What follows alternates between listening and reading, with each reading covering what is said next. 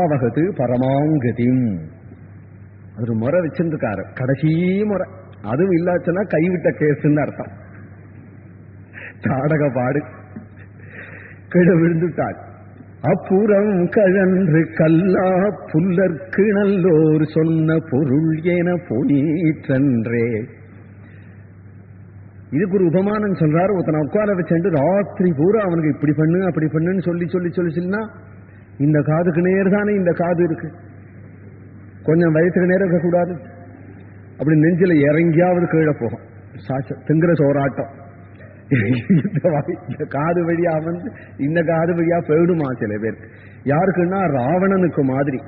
மாரீசன் அவ்வளவு புத்தி சொன்னானே, ராவணன் நெஞ்சில கொஞ்சம் தங்கித்தோம் தங்காது போயிடுச்சு இல்லையா? அதுபோல புல்லருக்கு நல்லோர் சொன்ன பொருள் என போயிற்று அன்றே. கொஞ்ச நேரம் தங்கி போச்சுன்னு இல்லாம போயிற்று அன்றே. தாடக கீழே விழுந்தாள். தேவர்கள்லாம் புஷ்பமாரி பொழிந்தார்கள். தேவர்கள்லாம் கூட பிரத்யட்சமாயிட்டார்கள் விஸ்வாமித்திரர்கிட்ட. ராவணவத பரியந்தமான காரியத்தை செய்து முடிக்கக்கூடிய வல்லவன் அப்படின்னு ராமரை தெரிஞ்சுட்டா தேவர்கள் எல்லாரும். தங்களை பரிச்சயம் பண்ணி வைக்கணும்னு சொல்றா தேவர்கள். தேவர்களுக்கெல்லாம் ஸ்வரூபம் மந்திரம் தான். இந்த மந்திரங்கள்லாம் விஸ்வாமித்திரருக்கு தெரியும். அதனால மந்திர ரூபேன பரிச்சயம் பண்ணி வைக்கிறார். ஒவ்வொரு மந்திரத்தையும் உபவாசாதி நியமத்தோடு அக்ஷரத்துக்கு லட்சம் ஜபம் பண்ணி புரஸ்தரண ஹோம ஜபா ஹுமாதிகள்லாம் பண்ணி ஆவர்த்தி பண்ணாதான் தெய்வங்கள் பிரத்யட்சமாவா. அதுக்குதான் தபசுன்னு பெயர். ஆனால் ராமருக்கு எந்த நிமிஷம் அந்த மந்திரத்தை எந்த மந்திரத்தை எந்தெந்த தேவதையினுடைய மந்திரத்தை ராமருக்கு விஸ்வாமித்திரர் சொன்னாரோ அந்த மந்திரத்தினுடைய தேவதை அப்பப்பொழுது எதில வந்து நிற்கிறாளாம். எல்லா தேவதைகளும் பிரத்யட்சமாயிட்டார். பல வருஷ காலம் பல இடங்களிலே பாடுபட்டு தபசு பண்ணி சாட்சாத்கரிச்சார் இந்த தேவதைகளை விஸ்வாமித்திரர். ராமர் எதிரில் அந்த தேவதைகள் தானே வந்து நிற்கிறார். இந்த தேவதைகள் எல்லாம் எவ்வளவுக்கொழுது இவன் உபாசனை பண்ணினானோ, மந்திரம் எவ்வளவு ஜபம் பண்ணினானோ, பூஜை பண்ணானோ அவ்வளவுதான் அனுகிரகம் பண்ணுவாளாம், இல்லைன்னா போயிடுவாளாம். தேவா ஸ்வார்த்தாக ந சாதவா அப்படின்னு சொல்ற. ஏன்னா நீ பண்ண பூஜா அவ்வளவுதான், நீ பண்ண புண்ணியம் அவ்வளவுதான் அப்படின்ட்டு அவ சொல்லவே மாட்டா, போயிடுவா. இப்ப நாம் பண்ண பூஜா பண்ண அவ்வளவுதான் அப்படின்னு நாம சொல்லிக்கணும். அவ்வளவுதான் பண்ணுவா. தப்பி தவறு இன்னும் கொஞ்சம் இவ்வளவு போடுவோன்னு போட மாட்டாளா. கர்மாவுக்கு பலன் தானே, ஜாஸ்தி கொடுத்துட்டா அப்புறம் அவன் கதி என்ன இருக்கு. அதாவது அந்த ரூல் படி நடக்கணும் என்று தேவன் அவ்வளவு இம்மி கொடுத்துட மாட்டான். இந்த தேவா ஸ்வார்த்தகா அவ்வளவு புண்ணிய பலன், அவ்வளவு கர்ம பலன், அவ்வளவு பூஜா பலன், அவ்வளவு தபப்பலன் அப்படின்னு தான் கொடுத்துட்டு போகிறவர்கள் தேவர்கள். அதனால்தான் இந்திரஜித்து யுத்தத்துல எல்லாம் கையில உள்ளதெல்லாம் பூஜா பலம், தபப்பலம், மந்திர பலம் எல்லாம் குளோஸ் ஆகி பாதியில ஓடி போய் நிகும்பில போய் ஒளிஞ்சுக்கிறாங்க சம்பாதிச்சுன்னு வரதுக்காக. கையில உள்ளதெல்லாம் போயிடுது. அது மாதிரி ராமர் எங்கேயாவது ஓடினார் கையில உள்ளதெல்லாம் ஆகின்னு இருக்கோம். அதுதான் ஹனுமான் சொல்றார் சுந்தரகாண்டத்துல, ராவணா உன்னுடைய பலம் எல்லாம் ஒத்துக்கிறேனா, அவ்வளவன் தபப்பலம். ஆனால் ராமர் ஒரு நாள் ஒரு இடத்துல தபசு பண்ணி ஒரு பலத்தை சம்பாதிச்சுக்கல, அவருக்கு சுவாபாவிகமான பலம்னு பின்னாடி சுந்தரகாண்டத்துல சொல்ல போறார் ஹனுமான். இப்போ அவ்வளவு தேவர்களும் தபசு பண்ணி வர வேண்டியவர்கள் தானே வந்து நிற்கிறார்கள். நிற்கிறவர்கள் தேவர்கள்ங்கிற ரீதியில அப்படி வந்து கையை அபயம் கொடுத்து, ஹே ராமா உனக்கு என்ன வரம் வேணும் அப்படிங்காம சர்வே பிராஞ்சலையோ புருவன்னு என்று அஞ்சலி பண்ணி கொண்டு சொல்றார்கள். உன்னுடைய தபசுக்கு தக்க பலன் கொடுக்கிறேன், அப்பொழுது ஜபம் பண்ணி ஜபத்துக்கு தக்க பலன் கொடுக்கிறேன் அப்படின்னு சொல்லாம என்ன சொல்றார்கள், ஈமே ஸ்ம பரமோதாராக உதார குணத்தோட ராமா உனக்கு சேவை பண்ணுவோம் அப்படிங்கிறார். இவ்வளவுதான் அப்படின்னு சொல்ல மாட்டோம், எவ்வளவு கூட்டாலும் வந்து உனக்கு சேவை பண்ணுவோம் உதாராக அவளே சொல்லிக்கிறாள். பத்தியடா காரியம் ஆகணும், அவளுக்கு ராவணவதான் ஆகணுமே. ஈமேஸ்ம பரமோதாராக உதார குணத்தோட சொல்றார்கள், உங்களுக்கு எவ்வளவு நாளும் போவோம், உனக்கு இவ்வளவுதான் புண்ணியம் இவ்வளவுதான் தபசுன்னு சொல்ல மாட்டோம். ஏன்னா மற்றவாளுக்கெல்லாம் தெய்வமா இருப்போம், அதனால உனக்கு இவ்வளவுதான் பக்தி அவ்வளவுதான் பலனுடுவோம். உன் விஷயத்துல நாங்கள் தெய்வமா இருக்க மாட்டோம். கிங்கராஸ்தவ ராகவா, ஹே ராகவா உனக்கு நாங்கள் கிங்கரர்கள். ஆனால் ராமருடைய சபாவம் உடனே கிங்கரர்களா ஆக்கினுடுறதில்லை. இதான் ராமருடைய சபா. அவ்வளவு தேவர்களையும் என்னிடத்துல இருங்கள், கூப்பிடும் போது கூப்பிடுறேன். ராமருக்கு என்ன இஷ்டம்னா கடைசிவரிலும் இவர்களை கூப்பிடாதபடியே காரியத்தை சாதிக்கணும், தன்னுடைய பிரபாவத்தாலேயே செய்யணும் அப்படிங்கிறது. அதனால ராவண யுத்தம் முடிஞ்சு சொல்றார், தெய்வ சம்பாதித்தோ தோஷா மானுஷேன மயாஜிதா அப்படின்னு. இந்திரஜித்து முதலியவர்கள் நாகபாசாதி திவ்யாஸ்திரங்களை பட்டுன்னு போட்டு ஜெயத்தோட போறாளே, அது போட தெரியாதோ சுவாமிக்கு?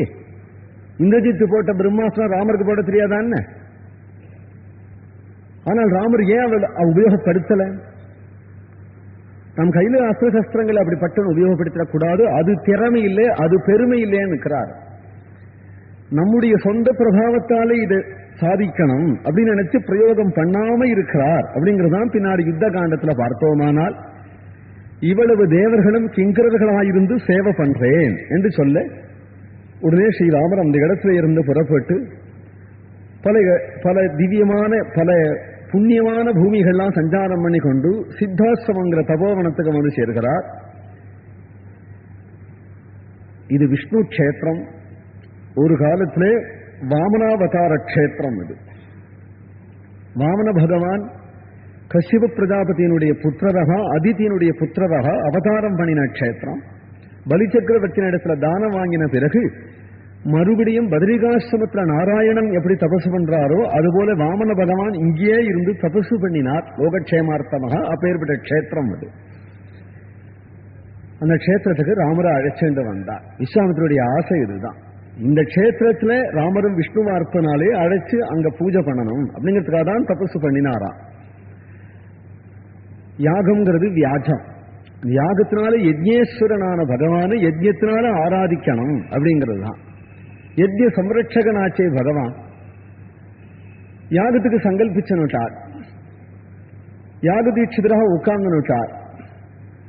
உடனே ராட்சசர்கள் எல்லாரும் வந்துட்டார்கள். ஆகாசம் பூரா மேகம் ஆவரிச்சிருக்கிறது மாதிரி வியாபிச்சுட்டார்கள். மலமலையான ராட்சசர்கள் கண்ணங்கரேங்கிற உடம்போட பயங்கரமா கர்ஜனை பண்ணி கொண்டு மாம்சம் ரத்தம் இவைகள்லாம் வருஷிக்கிறார்கள். ஆசிரம சன்னிவேசங்கள் ஆட்சியும் தூஷிக்கிறார்கள். இவர்களை விலைக்கு யஜ்யம் பூர்ணமாக ஆகணும், அதுவும் அவர்கள் பலன் கிடைக்கிற சமயத்துலதான் யஜ்யத்துக்கு எடுத்துருவாளாம். அவர்கள் இப்படி நாற்புறங்களை சூழ்ந்து கொண்டு அட்டகாசம் பண்றார்கள். நான் உடனே ஸ்ரீ ராமர் கையில வில்ல வளைத்து கொண்டு ரெடியான இருக்கிறார். புங்கானுபுங்கமாக கிளம்பின பானத்தினால அடிக்கிறார். ஹிருத்வாத்ரே சிகராணி தானி பரிதகா க்ஷித்வா ஹதித்வா க்ருதாகா கிருத்வா ஹஸ்த விகட்டனம் ததயிதகாகா ஸ்தித்வா நடித்வா முஹு சேக்த்வா க்ஷ்வாம் அஹ்ருஜா ஸ்ரஜஸ்த்ரகிருதயா பத்வா கசான் கேச்சராணி தத்வாக்னே சத்ருஷா திருஷா நிஷிச்சராக ருந்தந்தி ரந்திரம் திவகாக. ராட்சசர்கள் பண்ண அட்டகாசங்கள்லாம் ஸ்லோகத்திலே கவி சொல்லியிருக்கார். சகஜமா தெருவோட போனா கிடைக்கிறது இதெல்லாம். கிருத்வாத்ரே சிகராணி தானி பரிதகா க்ஷிப்த்வா ஹசித்வா க்ருதா கிருத்வா ஹஸ்த விகட்டனம் இல்லைந்தானே பண்றான். கல்லெடுத்து அடிக்கிறாளாம், வாயின்னு சொல்றாளாம், சிரிக்கிறாளாம், திடீர்னு கை தட்டாளாம், எல்லாம் பண்றாளாம். அவன் நின்று கொண்டு கிருத்வாத்ரே சிகராணி பெரிய மலையை கையில வச்சுண்டு எந்த ரிஷியாவது இப்படி தலையை நீட்டாளான்னு பாக்குறாளா, தலையில போடட்டுமாங்க. கிருத்வாத்ரே சிகராணி தானி ஒரு பக்கமா நின்றுட்டா நம்ம இந்த பக்கமா போயிடலாம். பரிதகாஸ்தித்வம் இப்படியா அப்படியுமா நாற்புறன்னு நின்று விடுறாளா, இங்கேயும் அங்கேயும் போக விடாம வளைச்சு கட்டிடுறாளாம். பரிதகாஸ்தித்வா போற பாதையெல்லாம் மலை மரம் எல்லாத்தையும் புடுங்கி போட்டுருவாளாம். இப்படியும் போக முடியாது, அப்படியும் போக முடியாது. பரிதகா ஸ்தித்வா கிருத்வா ஹஸ்த விகட்டனம் ததயிதகா ஸ்தித்வா போராதுக்கு கோணங்கி காட்டி நம்மளாட்டமே நடிக்கிறாளாம். நடித்வா முஹு சீக்வாக்ஷ்மாவசிருஜாஸ்ரஜாஸ்ரகிருதயா வத்வாகதான் கேச்சராணி. இப்படி அட்டகாசம் பண்றார்கள். ஆனால் ஸ்ரீராமர் யஜ்யத்தை சம்ரட்சிக்கிறார். கண்ணினை காக்கின்ற இமையின் காத்தனர் அப்படிங்கிறான் கம்பன அழகா. இங்க எண்ணுதற்காகிய 2-3 நாட்கள் மண்ணினை காக்கின்ற மன்னன் மைந்தர்கள் விண்ணவர்க்காகிய முனிவன் வேள்வியை கண்ணினை காக்கின்ற இமையின் காத்தனர் அப்படின்னு சொல்றான். 2 இமைகள் எப்படி உள்ள நேத்திர ஜோதியை காப்பாற்றுறதோ அதுபோல காப்பாற்ற. மேல புருவம் இருக்கு. இந்த புருவம் யஜ்ஞசாலையினுடைய கூரை போல இருக்கு. கண்ணு ஜோதிர்மயமாக பிரகாசமா இருக்கிறதுனாலே அக்னி போல இருக்கு.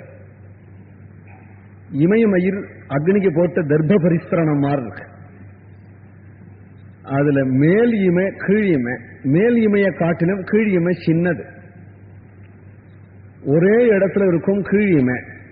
மேல் இமைதான் பேட்டு வந்து இந்த கீழ் இமையை இப்படி தட்டிட்டு மேல போகும், தட்டிட்டு மேல போகும். அதுபோல இந்த மேல் இமையும் கீழ் இமையும் ஒன்னு பெருசா ஒன்னு சின்னதா இருக்கிறத பார்த்தா அண்ணன் தம்பி ஆட்டம், ராம லட்சுமணால் ஆட்டம். தம்பியான லட்சுமணனை நிறுத்தி விட்டார் வாசல்ல, உள்ள ஒருத்தரையும் விடாதே. நாற்பொருளையும் அடிக்கிறவனை பார்க்கணுமேங்கிறதுக்காக ராமர் பேட்டு வந்து தம்பி லட்சுமணனை ஜாக்கிரதை அப்படிங்கிறார். மறுபடியும் இப்படி பேட்டு வரார், ஜாக்கிரதை அப்படிங்கிறார். மறுபடியும் பேட்டு வரார், ஜாக்கிரதை. இப்படி கண்ணு அந்த இமைகள் எப்படி காப்பாற்றுமோ அதுபோலே ராமலட்சுமர்கள் இந்த யஜ்யத்தை காப்பாற்றினார்கள். சுபாகு அப்படிங்கிறவனை ஆக்னேயாஸ்திரத்தினாலே பொசுக்கி விட்டார். மாரீச்சன மட்டிலும் மானவாஸ்திரத்தினாலே அடிச்சு விரட்டி விட்டார். 8 அணு தூரம் ஓடி போயிட்டான். வாயவியாஸ்திரத்தினாலே எல்லா ராட்சசர்களையும் விலைக்கு சின்னாபின்னமாக்கி இருக்கிற இடம் தெரியாத பண்ணிட்டு நிர்மலமாக்கி விட்டார் ஆகாசத்தை. யஜ்யம் பூர்த்தியாச்சு. அவபிருத ஸ்நானமாகி பிரசன்னமாக உட்கார்ந்துக்கிறார் மகர்ஷி விஸ்வாமித்ரர். கிருதார்த்தமாயிட்டார். ராமலட்சுமணர்கள் வந்து சேவிக்கிறார்கள். உடனே விஸ்வாமித்ரர் சொல்றார், இந்த ஆசிரமத்துக்கு சித்தாசிரமம்னு பெயர். இதுவரையிலும் என்னுடைய தபசு சித்திக்காம இருந்தது. ராமா, உன்னுடைய வருகையினால்தான் இந்த ஆசிரமம் சித்திச்சது, என்னுடைய தபசும் சித்திச்சது, சித்தாசிரமங்கிற பெயரும் சித்திச்சது என்று சந்தோஷப்பட்டு ராமனை கொண்டாடினார். யஜ்யம் பூர்த்தியான பிறகு ஜாகிரதையா கொண்டு ஒப்படைக்கிறேன் அப்படின்னு சொல்லிட்டு தானே அழைச்சுன்னு வந்திருக்கிறார் ராமரை.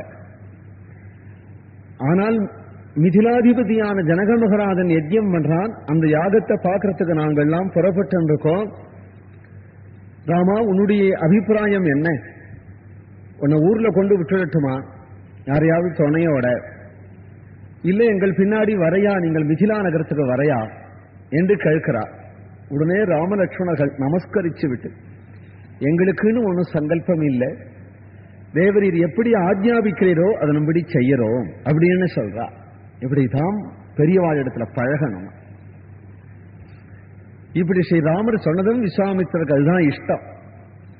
பின்ன யஜ்யம் அவர் தசரதனை வந்து சொன்ன சொல்படி நடேன்னு சொன்னார் இல்லையோ, இவர் சொன்ன சொல்படி யஜ்யம் பூர்த்தியான பிறகு உடனே கொண்டு விட வேண்டாமோ, அப்புறம் கொஞ்ச நாள் வச்சுக்கலாம்னு நினைக்கிறாரே அப்படின்னா, ஷேயஸ்சாஸ்மை பிரதாசியாமி பகுரூபம் நசம்சயகான்னு சொல்லி இருக்கிறதுனால இன்னும் அந்த ஷேயஸ் எல்லாம் பாக்கி இருக்கான். ஷேயஸ்ல முக்கியமான ஷேயஸ் கல்யாணம் தானே.